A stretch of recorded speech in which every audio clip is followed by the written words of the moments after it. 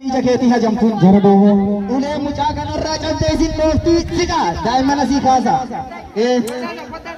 tokko qophaa'i tokko lama sadi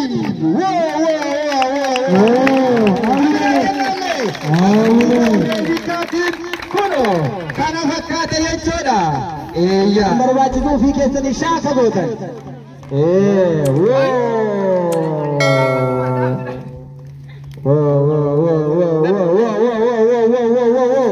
Sigi, eka dulu bita, poko, lama, sadi.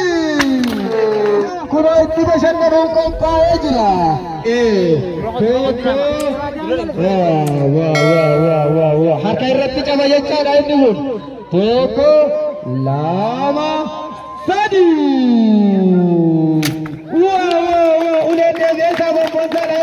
Oh,